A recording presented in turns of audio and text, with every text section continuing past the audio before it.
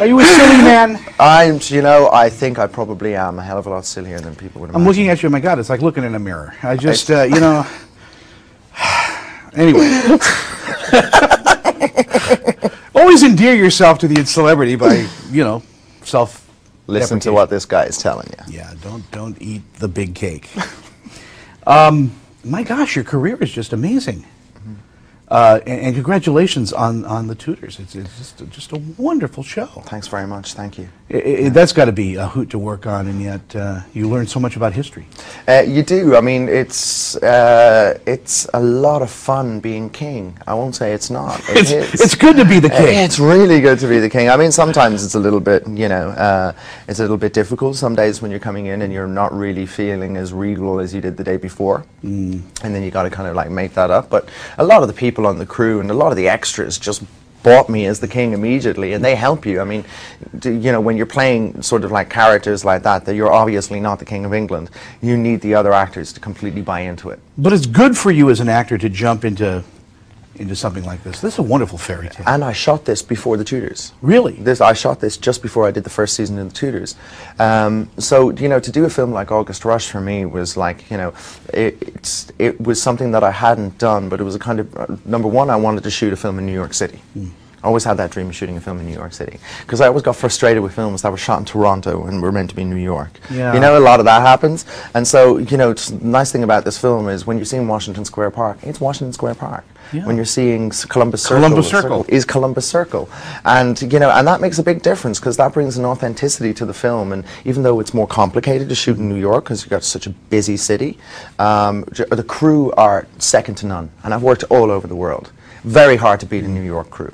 Well, and it becomes such a family too. I mean, the crews here in New York they very much look out for each other, and very much look out for each other. You know, and it's yeah, and it's incredible once you get in and you become friendly with a New York crew, how doors open in this city. Doors that you didn't even know were there.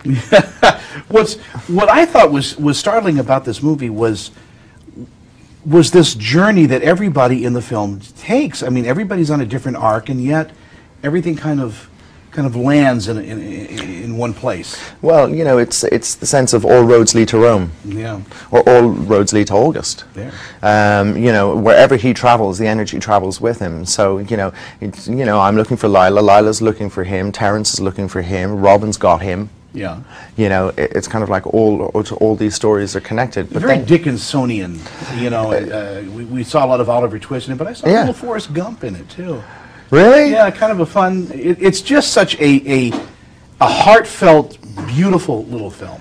I think so, and I think it's, you know, there's a lot of socially important films out there, really good films that should be and are made and are brilliant.